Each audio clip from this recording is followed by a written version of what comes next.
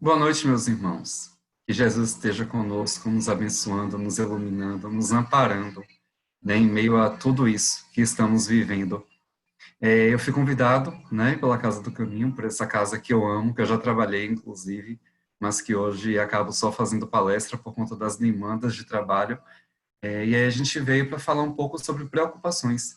Eu vou compartilhar com vocês aqui os slides, tá? Para que a gente possa conversar olhando os arquivos.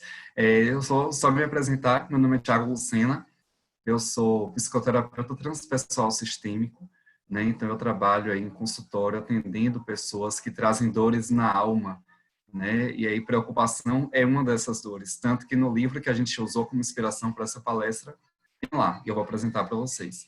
Mas é isso, então eu trabalho com atendimento online nesse período de pandemia, e a gente vê o quanto preocupação é um tema que está em voga, né? Muita gente está preocupado, e com razão, mas a gente vai olhar como lidar com tudo isso, tá?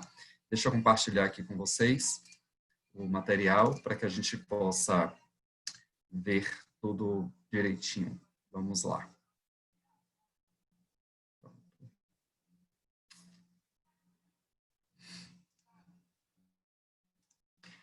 Então é isso, nós temos aqui, né, como lidar com as preocupações, que foi o tema sugerido, como eu disse, psicoterapeuta transpessoal sistêmico.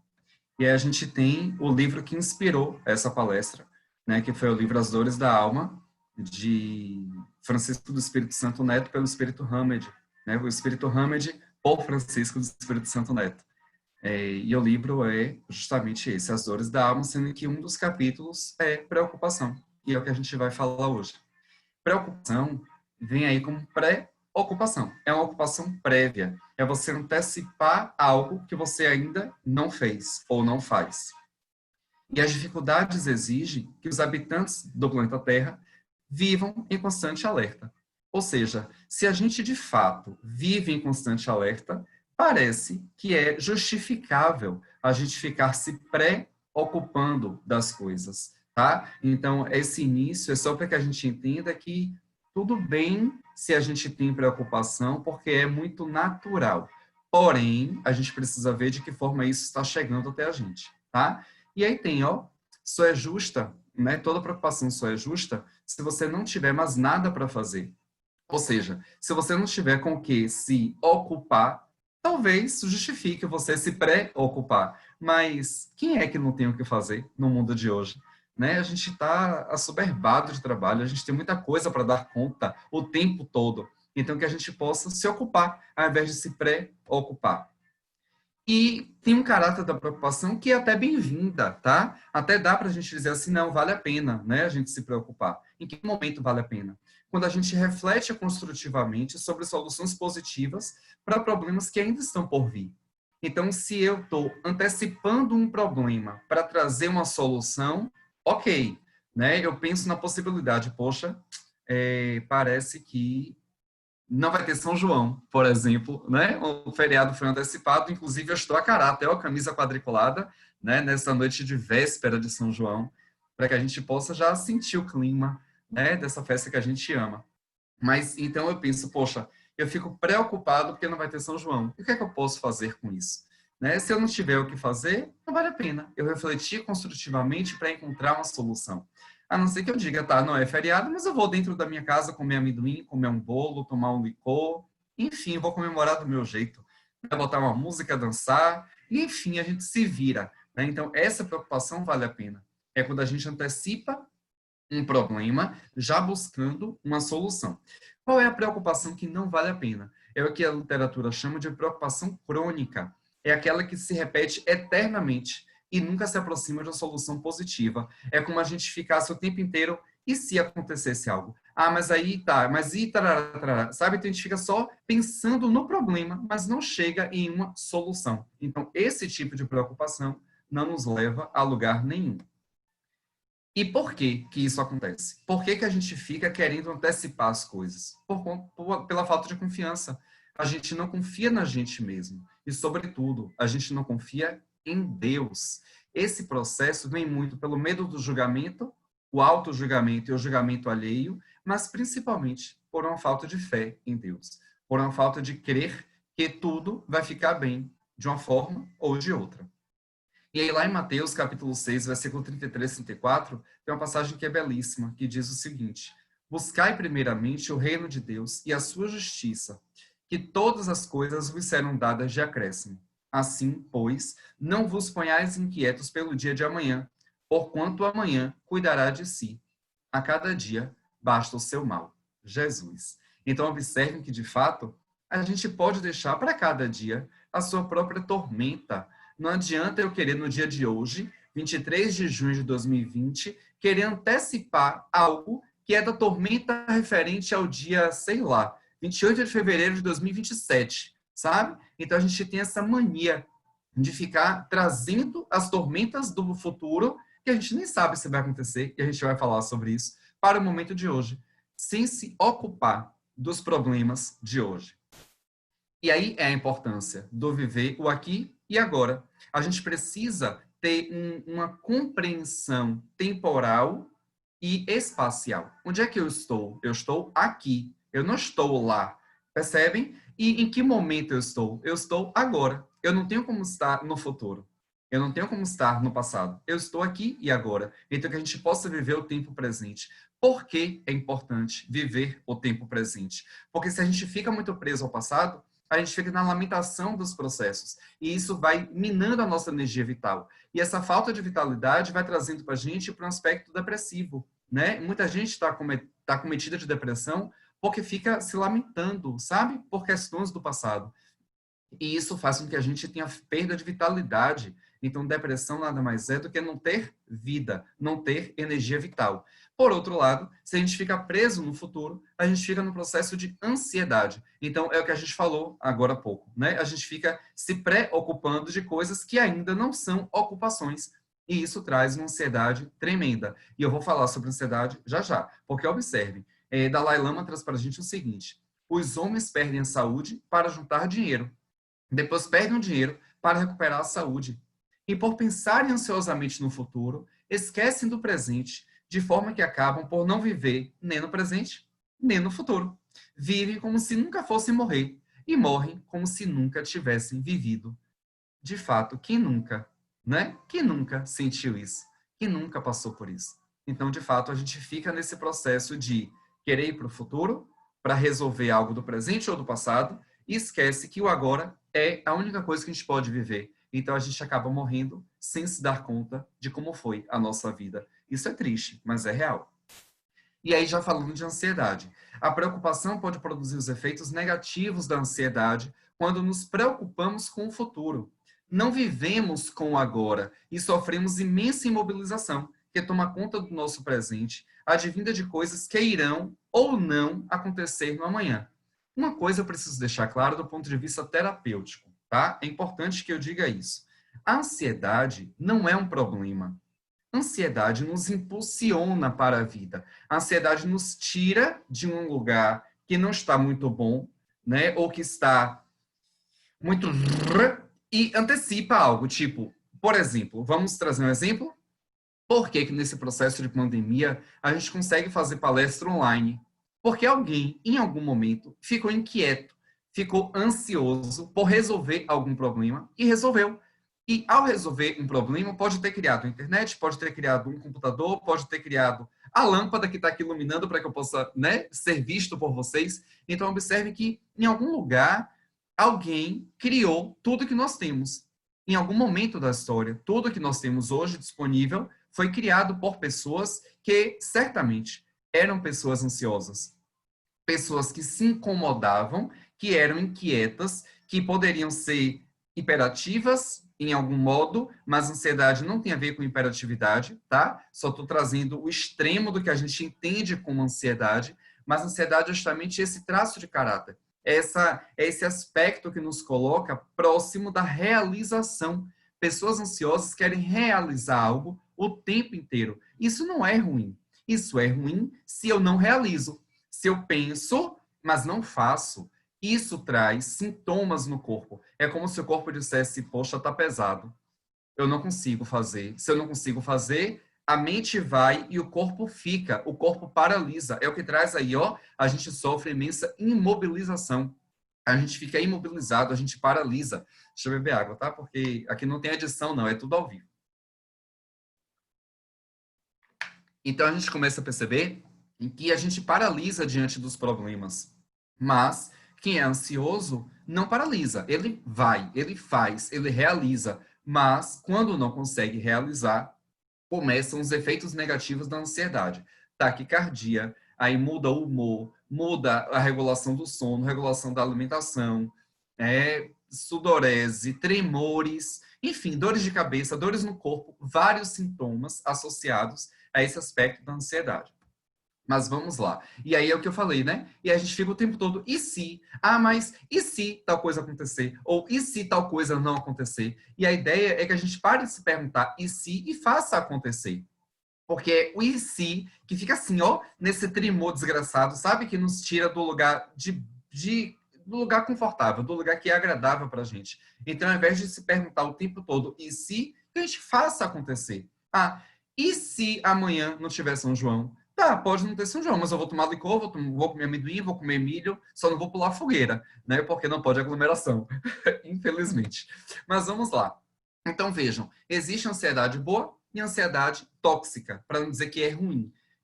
Qual é a ansiedade boa? É quando a gente cria uma expectativa sobre algo, usa o nosso entusiasmo para realizar. Então essa ansiedade nos impulsiona, sabe? Isso é ótimo.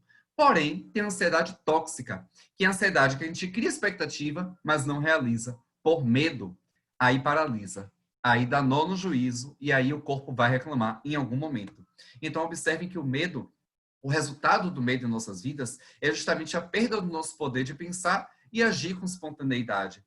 O medo nos incapacita, ele nos impede de lutar e nos paralisa. Então, observem que a paralisia, de novo, parar, é um processo conflitante. É algo que a gente acaba se percebendo imóvel na vida. E para esses processos de paralisia, a terapia ajuda muito. Eu vou falar sobre isso numa parte que fala dos tratamentos desse processo. Mas observem que, diante de um conflito, diante de uma sensação de incapacidade, nós temos três possibilidades. O nosso psiquismo nos impulsiona a agir de três formas, tá? A primeira é justamente o enfrentamento. Tá, eu tô com uma situação em que eu sinto que eu preciso resolver. Pronto, eu vou lá e resolvo. Então eu não paralisei, eu enfrentei.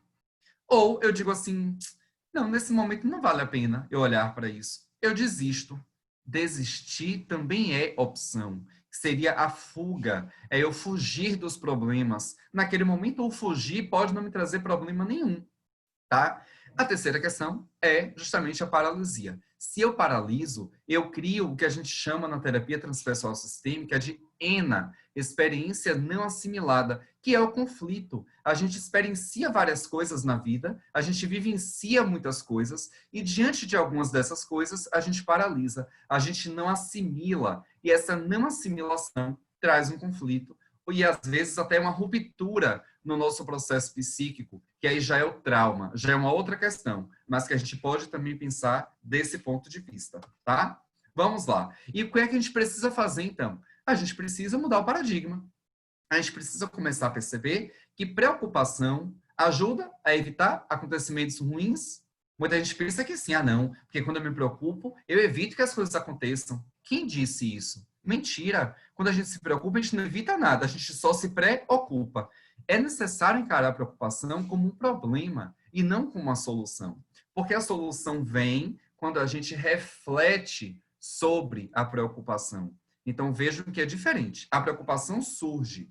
O que a gente faz com ela é que pode ser solução ou destrutiva. Percebem? Então, se vimos preocupação e eu reflito sobre ela para buscar uma solução, ótimo, vale a pena. Mas se vem uma preocupação e eu acho que só em me preocupar eu vou evitar alguma coisa, vai não, viu? Sinto decepcioná-los, mas não vão, não. Então, quais são os tratamentos para a ansiedade? Uma das possibilidades que Hamed traz, né, no livro é a espiritualização do ser.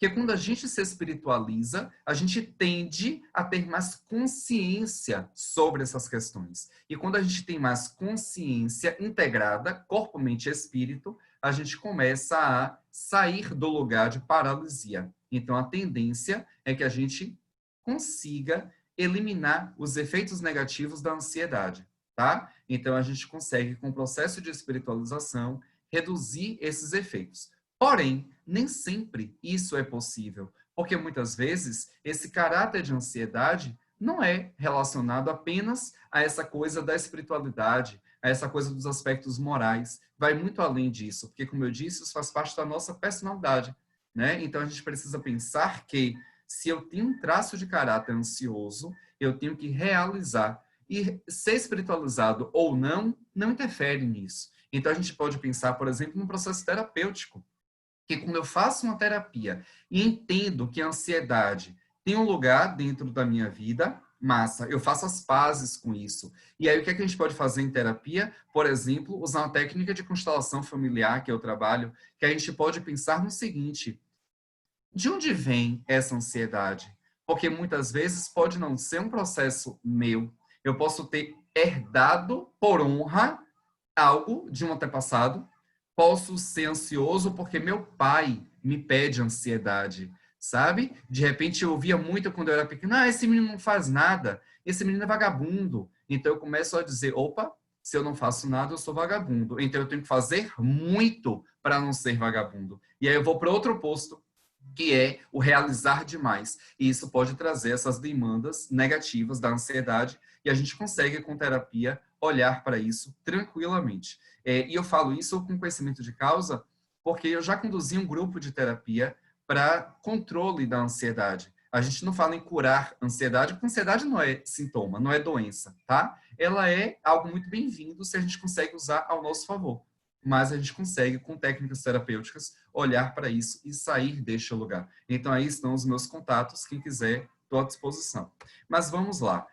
Dentro do processo da espiritualização do ser, Hamed nos traz que a criatura que atingiu a lucidez espiritual já aprendeu que, por mais que se preocupe, a reunião de todas essas preocupações não poderá mudar coisa alguma em sua vida. De fato, só se preocupar vai mudar o quê? Percebem? Eu antecipo uma ocupação. Eu me preocupo. Tá, beleza, me preocupei. Mudou o quê? Nada. Concordam que não muda nada? Não muda, gente. Isso faz muito sentido. Mas para quem é preocupado o tempo inteiro, acha que consegue mudar. A gente não consegue. Só se a gente refletir sobre para encontrar soluções. Vamos lá. No Livro dos Espíritos, na pergunta 264, Kardec pergunta lá aos espíritos: o que dirige o espírito na escolha das provas que quer suportar? Ou seja, quando a gente escolhe o nosso, para quem tem a opção de escolher, tá? Não vou abrir muito isso porque não é o foco da palestra, mas a gente sabe que alguns espíritos não têm a opção de escolha e outros conseguem participar dessa elaboração reencarnatória, né? Desse plano de reencarnação. Então, quando o espírito escolhe essas provas pelas quais ele precisa passar, o que é que dirige ele? O que é que move ele nessa escolha? E aí os espíritos respondem: ele escolhe as que podem ser para ele uma expiação, segundo a natureza de suas faltas, e o faz avançar mais rapidamente. Ou seja, tudo que a gente vive hoje parece que foi escolhido por nós em algum momento da nossa existência. Então, não dá para pensar que eu não vou dar conta. A gente sempre dá conta, sempre. Ninguém faz cadeado sem chaves. Do mesmo modo, Deus não te dá problemas sem soluções. Então, se existe um problema na sua vida hoje, calma, respire paz. Vai ficar tudo bem em algum momento, tá? Porque é como a mensagem diz, não tem cadeado sem chaves. Para fazer um cadeado, precisa de uma chave que o abra. Então, a chave para o nosso cadeado está em algum lugar. Basta a gente se centrar na gente mesmo, fazer essa conexão com Deus para entender onde é que está a chave dos nossos problemas. E aí a gente chega na ideia de pensar no controle, tá? Porque os preocupados vivem entorpecidos no hoje, ou seja, fica no estado de torpor, não sabem bem o que está acontecendo, o que está fazendo, porque querem controlar o tempo inteiro, com os pensamentos e a imaginação, os fatos do amanhã. Então, é muito comum que, para quem é ansioso, tenha uma ferramenta de controle muito grande, porque acha que, poxa, se eu tenho que fazer, eu tenho que controlar tudo e todos para que tudo aconteça. E às vezes não vai acontecer. E tá tudo bem se não acontecer. Mas para quem é controlador, não tá tudo bem, zorra nenhuma, porque quer resolver o tempo inteiro e às vezes não vai conseguir. E aí vem a frustração, vem o lamento, vem a tristeza e o bicho pega. E a gente sabe que o bicho pega. E aí a gente percebe que o controle é um mecanismo psicológico de autodistração. É como se eu não quisesse olhar para o que eu preciso, então eu me distraio querendo controlar o outro, por exemplo. E essa questão de se preocupar com o outro é uma abstração. É uma forma de abstrair os meus problemas. E aí é como a gente traz aí, ó. Quando eu me preocupo com o outro, eu estou querendo me abstrair das atitudes que eu não tenho coragem de tomar, das responsabilidades que eu não quero assumir, das carências afetivas que eu nego a mim mesmo, tá? Dos atos incoerentes que a gente pratica e não admite, dos bloqueios mentais que a gente possui e que a gente não aceita. Então, o controle é um mecanismo psicológico de abstração. É como se eu quisesse abstrair de tudo isso. Eu prefiro não olhar para as atitudes que eu tenho que tomar, mas não tenho coragem, para os atos incoerentes que eu pratico, mas não admito. Percebem? Então, o que é que eu faço? Eu vou dizer que eu sou altruísta. Oh, mas eu me preocupo demais com meu irmão. Mas eu me preocupo demais com meu vizinho. Eu me preocupo demais com minha mãe, com meu pai, com meu filho, com o cachorro, com o papagaio da vizinha. Tadinho, tá sem cantar há tanto tempo, né? E a gente fica nesse processo de se preocupar com a vida dos outros, como se não bastassem os nossos problemas. É surreal, mas é real, é verdade. Então, esse processo do controle, a gente tem que cair em si de que a gente só possui controle sobre a gente mesmo. Porque cada um de nós temos o livre-arbítrio. Então, se eu tenho o livre-arbítrio de agir como eu quero, o outro também tem. Eu não posso querer que o outro seja marionete, entende? Eu preciso pensar que o outro tem um lugar no mundo e ele vai agir de acordo com as vontades e as necessidades dele. Não dá para pensar que eu tenho o poder de controlar, porque aí eu entendo que eu só tenho controle sobre mim mesmo.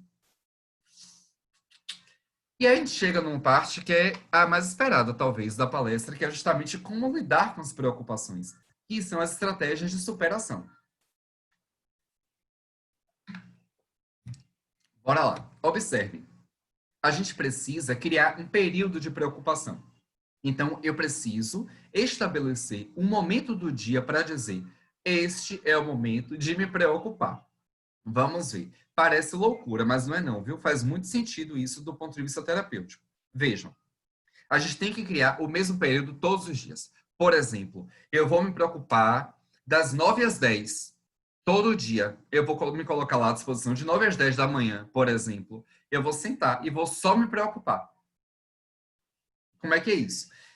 Eu vou evitar criar esse período antes de dormir. Então, veja que eu dei o exemplo pela manhã, pode ser pela tarde, mas antes de dormir, não, porque isso pode interferir. Eu digo pode para não ser taxativo e dizer que vai, mas é muito comum que se a gente cria esse período de preocupação antes de dormir, a gente cria um processo de incômodo durante o sono e a gente não vai dormir bem, porque a gente vai estar colocando a preocupação em momentos antes do relaxamento ou do descanso, e isso vai dar merda, tá? A ideia é que a gente possa criar esse momento de preocupação pela manhã ou pela tarde.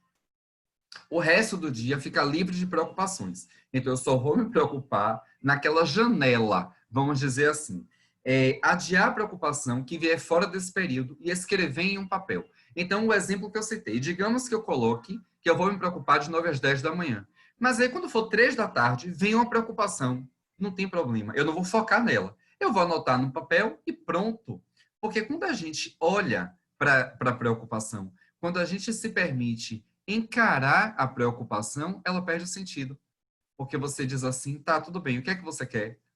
E ela não sabe o que ela quer. E ela vai embora. É estranho, mas é possível. E aí a gente precisa analisar o que acontece com a gente fora desse período, tá? Então a gente estabelece um momento, um horário de preocupação e fica focado nisso. Com o tempo, vocês vão perceber que, sei lá, com 5 dias, um exemplo, você vai colocar lá, tá, 9 horas você sentar para me preocupar. Sabe no teu horário de meditação? Pronto, vai ter horário da preocupação. E você vai ver que não tem preocupação nenhuma. Porque o cérebro da gente vai entender que não adiantou nada se preocupar. que a preocupação veio, você apenas observou. Isso não te causou nenhuma sensação de medo, de pânico, de nada. E aí o cérebro diz, espera aí, para que eu vou me preocupar se não está trazendo efeito nenhum? Não faz sentido. Então a tendência é que esse período de preocupação que a gente cria diminui. E aí você percebe que ao invés de 1 hora, por exemplo, se você colocar 1 hora para se preocupar, isso reduz para 45 minutos, para meia hora, para 15 minutos. Entendem? Então vocês podem criar 15 minutos no dia. Eu coloquei 1 hora como um exagero, tá? Mas criem 15 minutos por dia e observem. Nesses 15 minutos eu posso me preocupar. Fora disso, não. Pronto. O seu sistema começa a ser doutrinado a isso. E surte efeito. A segunda estratégia é, será que o problema tem solução? Então a gente tem que pensar se a preocupação e a resolução de problemas, a gente tem que perceber, na verdade, que a preocupação e a resolução de problemas são coisas muito distintas, já que apenas preocupar-se não resolve nada, tá? Então, de fato, quando a gente começa a perceber que eu trago o problema lá na janela da preocupação e não encontro a solução, não faz sentido. Então, não faz sentido eu me preocupar com coisas que não têm solução. Porque se não tem remédio, o remediado está. Não é isso que a gente ouve o tempo inteiro? Por que a gente não coloca isso em prática? E a gente precisa distinguir entre as preocupações que têm solução e as que não têm. De fato, quando a gente faz isso, é como se eu olhasse assim, ó, a preocupação que tem solução, ótimo. Se tem solução, como é que eu resolvo isso? Pronto. Então, eu vou dar qualidade à preocupação. Lembra lá do início? A preocupação boa e a preocupação ruim? A preocupação boa é quando a gente olha para ela e diz assim, tudo bem, você é uma preocupação. O que é que eu posso fazer para resolver isso? Pronto, eu elenco as soluções. Ao listar as soluções, pronto, tá tudo bem, tá? E aqui não tem solução, não deve ter atenção da gente. Porque se não tem preocupação, de novo, que não tem remédio, remediado está. Então, é justamente essa ideia. Senhor, dai-me força para mudar o que pode ser mudado. Resignação para aceitar o que não pode ser mudado. E sabedoria para distinguir uma coisa da outra. Então, que a gente tenha essa sabedoria o tempo inteiro. Porque ao distinguir as preocupações, a gente traz qualidade e entende quais são as soluções que a gente pode tomar dentro desses processos todos de que nos trazem preocupações. A terceira estratégia é aceitar a incerteza, porque o cérebro da gente não gosta de coisas imprevisíveis, ele gosta de rotina, gosta de saber tudo o tempo todo. Então, se fica na incerteza, vai dar merda? Pode dar merda, infelizmente, né? Mas a gente tem que entender que tem coisas que são imprevisíveis, que a gente não tem um controle sobre tudo, tá? Então, vejam que a preocupação é justificável para estas pessoas, por ser uma maneira de prever o futuro e evitar surpresas desagradáveis e controláveis. Então, parece que, então, não vale a pena me preocupar, porque eu estou prevendo o futuro e assim eu posso evitar. Tá, beleza. Você pode evitar se você encontra uma solução para a causa da sua preocupação. Ao tentar antecipar soluções, a gente só revive a dor. Tá? Então, a gente não pode antecipar soluções. A gente pode simplesmente pensar no seguinte: o que é que eu faço para lidar com isso? Ok, então eu vou fazer.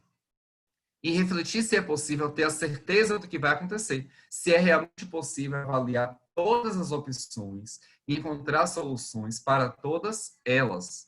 Se eu trago um processo de previsibilidade, a melhor maneira de prever o futuro é criá-lo. Peter Drucker. Então, eu consigo pensar no seguinte: o futuro ainda não existe, é só uma projeção. Então, se ele não existe, eu não tenho que me preocupar.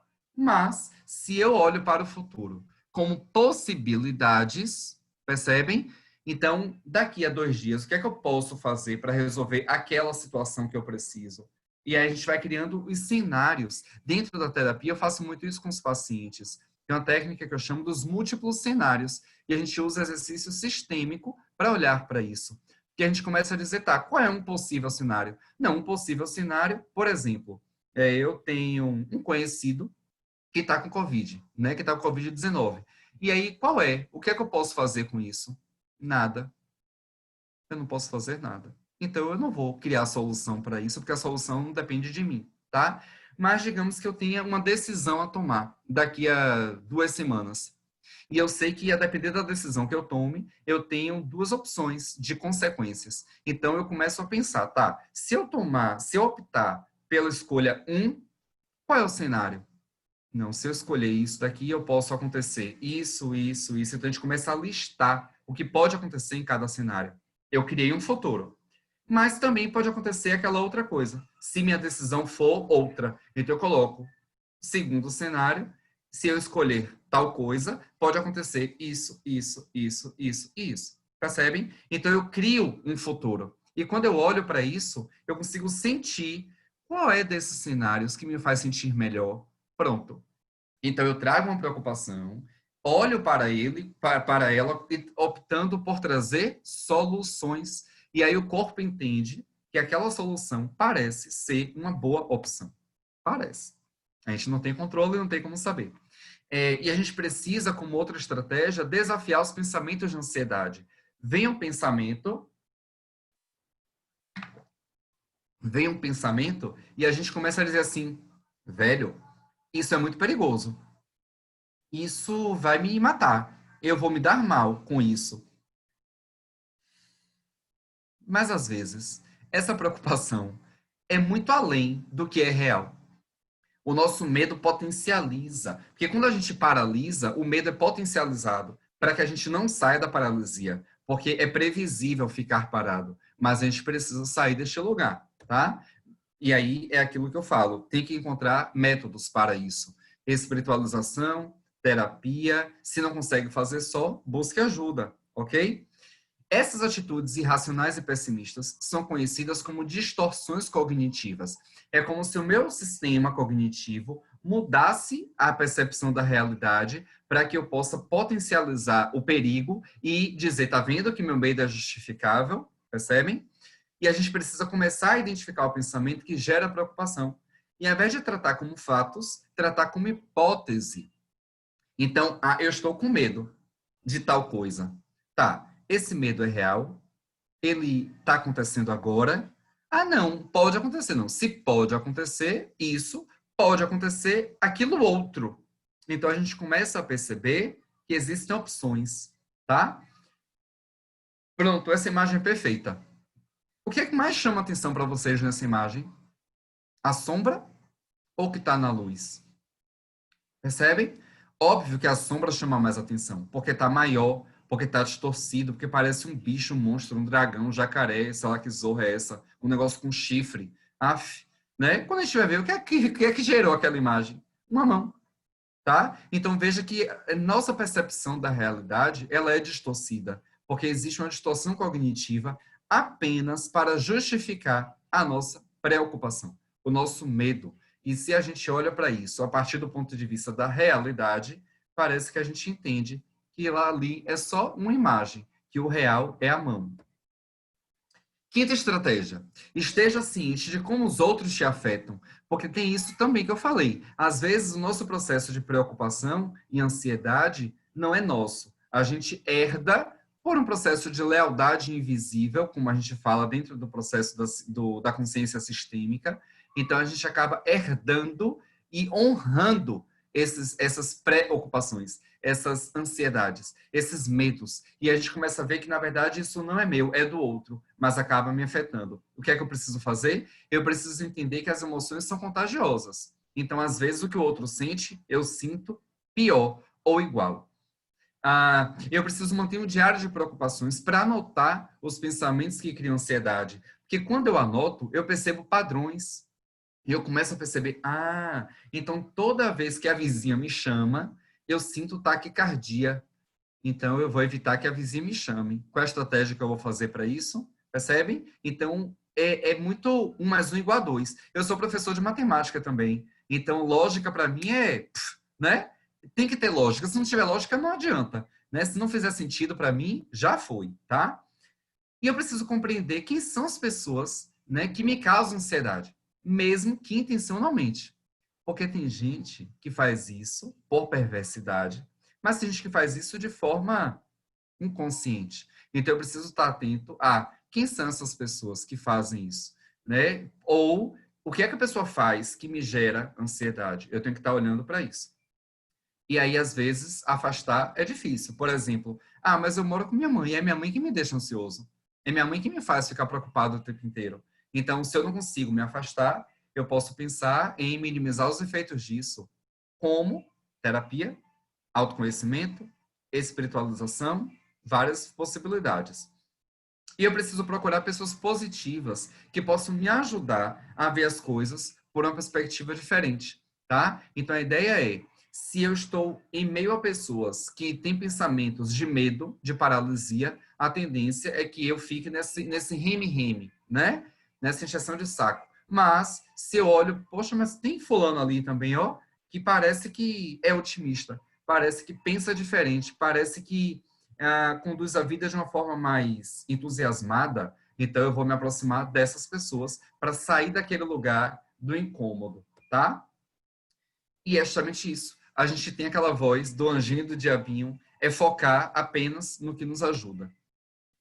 Uma outra estratégia é praticar atenção plena. A gente precisa focar no presente, porque isso ajuda a liberar as preocupações em relação ao que vai acontecer. Essa estratégia pode ser apenas em observar os sentimentos e os pensamentos, deixá-los ir. É aquela coisa da janela, né, da preocupação. Nos 15 minutos lá que eu deixar para me preocupar, eu vou observar. A preocupação vem e a preocupação vai, e está tudo bem. E com isso, eu penso que eu posso identificar os pensamentos sem querer controlar. Isso é importante porque a gente faz o processo de atenção plena, tá? Que pode ser também utilizado no processo de meditação, porque quando a gente medita, a gente consegue se concentrar no presente. E aí tem várias formas de meditação. Tem meditação ativa com dança, tem meditação que é rindo, tem meditação que é chorando, tem meditação que é comendo chocolate, e é maravilhosa, por sinal. Mas tem aí, meditação traz uma possibilidade, né, de olhar para essa atenção plena, porque tem coisas que não podem ser respondidas pelo Google, então a gente tem que ter um processo de autoconhecimento. E o livro que eu indico é Atenção Plena, Mindfulness. Como encontrar paz em um mundo frenético. Esse livro traz um CD de meditação e nele vem o exercício da meditação com chocolate. É maravilhosa, gente. Maria, além de ser gostosa, porque chocolate, né? É muito bacana, muito legal. Você fica focado no presente através do paladar. É maravilhoso. E aí eu vou trazer para vocês uma música. Eu vou primeiro ler a letra, tá? A Natureza das Coisas. O compositor é Acioli Neto. Eu vou ler para vocês a letra e depois eu vou botar a música para que a gente possa ouvir, já que estamos no clima junino, né? Então essa música diz assim, ó: se a veste não, amanhã pode acontecer tudo, inclusive nada. Se a veste não, a lagarta rasteja até o dia em que cria asas. Se a veste não, que a burrinha da felicidade nunca se atrasa. Se a veste não, amanhã ela para na porta da sua casa. Se a veste não, toda caminhada começa no primeiro passo. A natureza não tem pressa, segue seu compasso, inexoravelmente chega lá.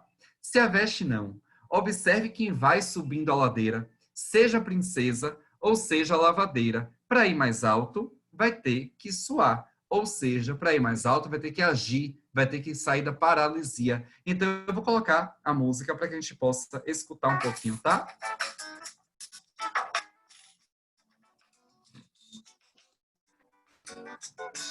Se a veste que amanhã pode acontecer tudo, inclusive nada. Se a veste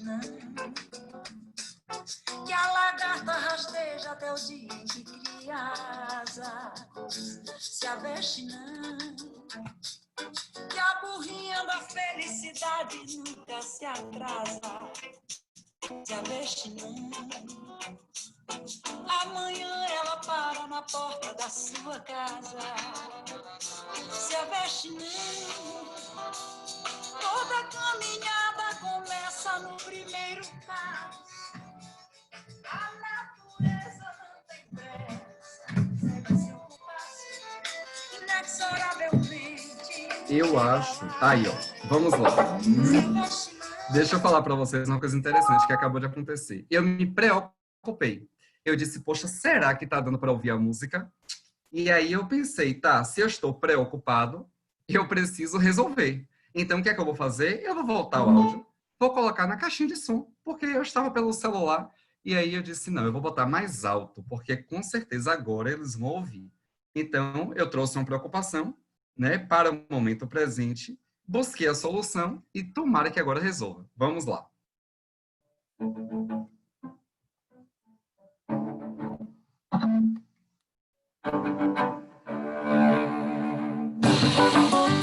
Agora vocês devem estar ouvindo, né? Pode dançar, viu? Pode dançar, pode cantar, aproveita. Véspera de São João, bora lá.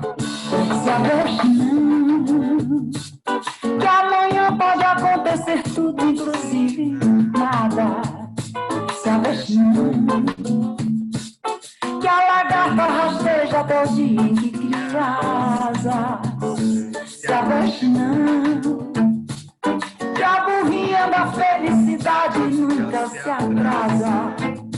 Se aveste não, amanhã ela para na porta da sua casa. Se aveste não, toda caminhada começa no primeiro passo. A natureza não tem pressa, segue seu compasso, inexoravelmente chega lá. Se aveste não, observe quem vai subindo a ladeira, seja princesa ou seja lavadeira. Pra ir mais alto vai ter que suar.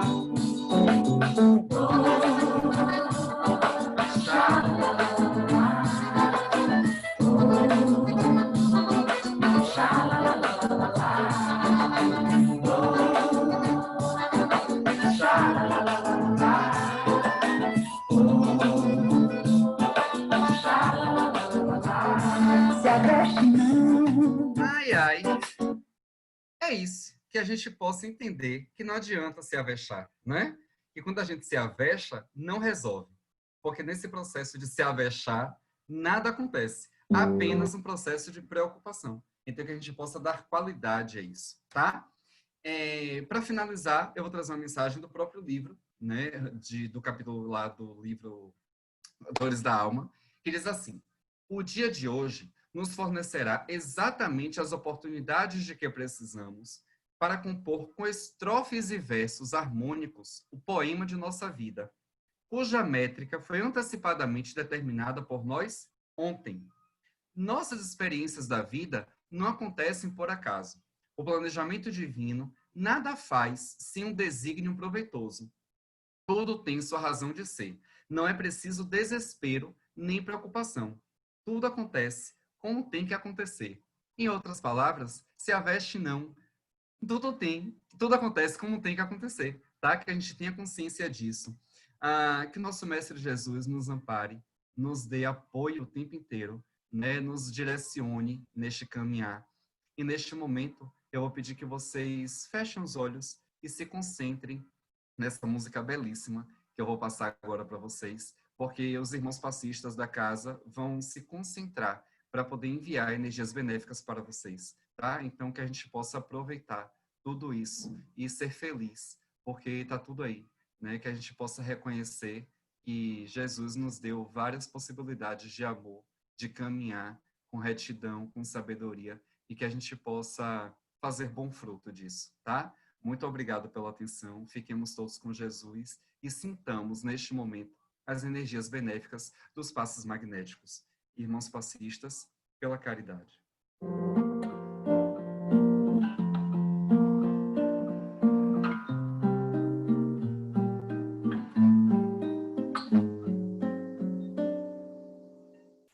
A casa do caminho aqui está, porta aberta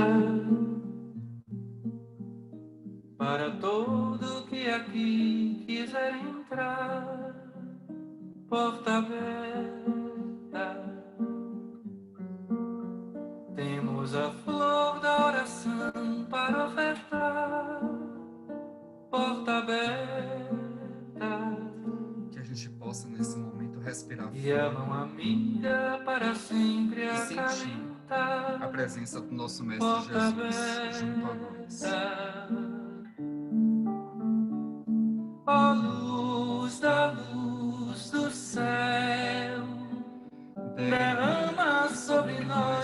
seu amor, ó luz da luz do céu, insira-nos nesta caminhada, que cada passo seja dado em direção do que ensinou o amável peregrino, e cada gesto iluminado pelo amor.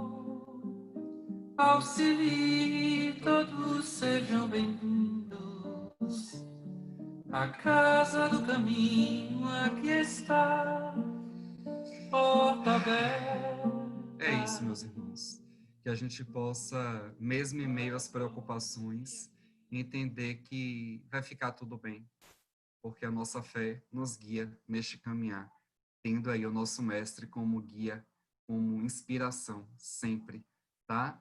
Então, que a gente possa perceber que o nosso lugar no mundo vai muito além das preocupações, que a gente consiga viver o hoje, né? Se concentrar no que é bom, no que nos faz bem e seguir com o Mestre Jesus no coração, tá? Beijos. Muito obrigado pela atenção de todos vocês e até a próxima.